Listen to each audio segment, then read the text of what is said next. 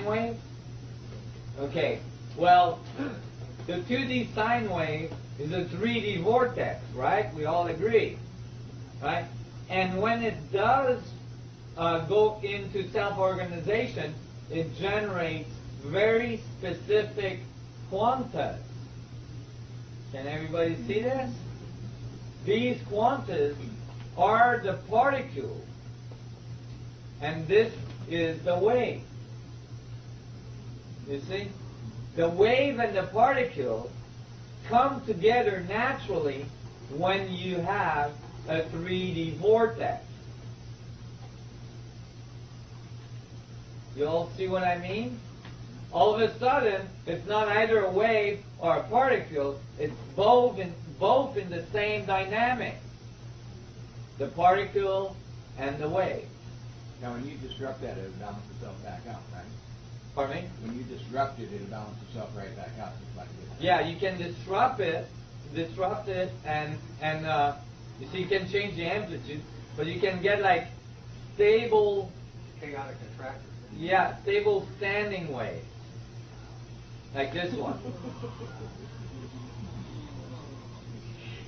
And they're very beautiful as well. They generate really interesting fractal structures in between them, if you can see in the middle there.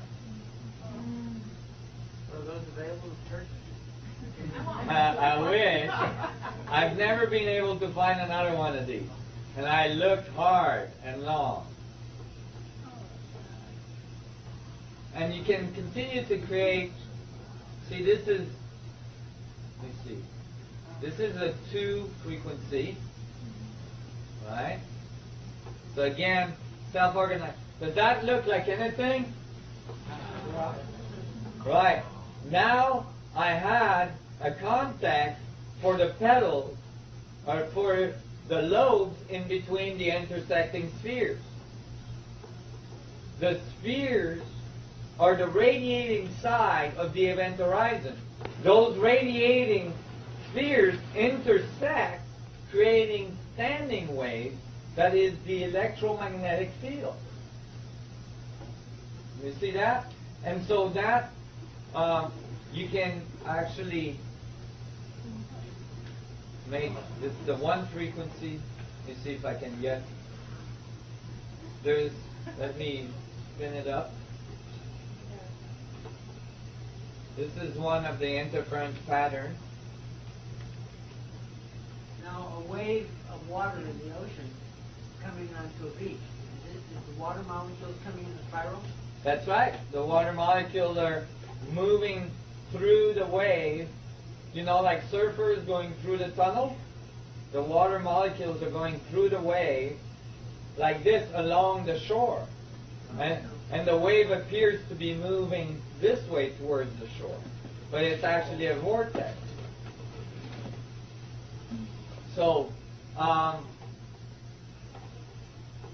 me see. You can get, let me see if I can get it. Oh, way up. There we go. Here you get a tetrahedral array of waveforms in the middle. Oh, I lost it. Oh, sorry. It's kind of hard to show to a large audience. Need a camera on it. In any case, you can get all the interference pattern you need, including the wave and the particles together, all in one.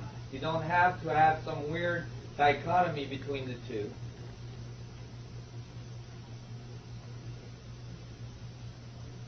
And if you actually can get some really cool stuff.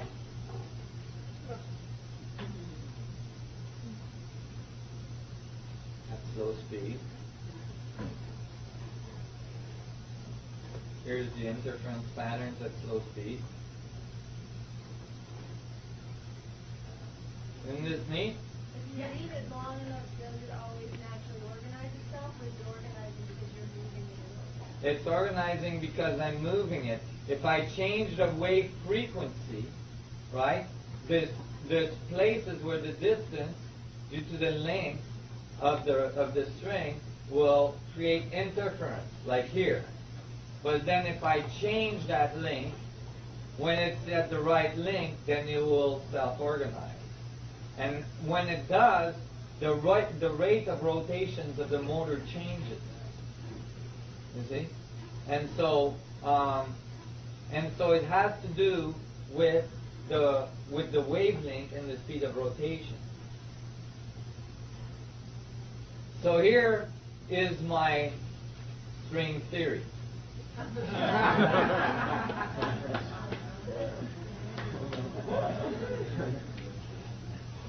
And so it became obvious that the wave and the particle are unified when you allow the spherical coordinates of the 3D vortex dynamic to be involved. Go ahead. That relationship between the frequency and the amplitude? perhaps it's escaping me a bit, but is that the same dynamic as on the graph before between the frequency and the radius? I mean, is there Yes. Is there a correlation there? There's a correlation, absolutely, because it's the radius and the frequency will dictate the resonance of the system, will dictate the fundamental resonance of a system. So it's either in constructive or destructive resonance, and if you change the length of the string, you either get constructive waveform or destructive waveform, and the two generate, the dynamics of the expansion and the contraction and so on. So yeah, it is definitely related. The radius of a system and its angular momentum are directly related, and its energy output, the surface of the system and the amount of information moving through it is directly related. So it all works together. You're right. So I guess I was really, I was amazed about that, because but then I was thinking, okay, you guys, this is where you guys are going to have to do some nonlinear thinking. Because I was thinking, all right, now, if you have a sun, a planet moving around the sun, right? But then the sun is moving around the galaxy. That's a larger spiral, because the galaxy is moving through space. And then the galaxy is orbiting a cluster of galaxies. That's moving through space. And then that cluster is orbiting a larger cluster, which is orbiting the universe, which is a larger spiral, and that universe is orbiting a multiverse, a larger universe, and a larger universe, and a larger universe to infinity. That's where the fractals become a really good thing to have. Because in an infinite fractal of rotation, in an infinite fractal, how do you define the center? Every point is the center. You are the center of the universe, or observing the universe from your very own center. Wherever you pick a point of observation in the fractal, that point becomes the center from which you're observing the universe. That point becomes stillness. Why stillness? Because in that point now, all of the spins of the universe cancel out. For each spin you find, you'll find in the universe an exact and opposite counterspin. So all of the spin canceling out in each point creates stillness. I'll give you an example. Here's a hurricane. off the coast of Florida. How many, 100 miles an hour wind, 100 plus an hour wind, right? What's in the middle? Stillness, the eye of the hurricane. You need stillness to be able to have a frame of reference for rotation. You see?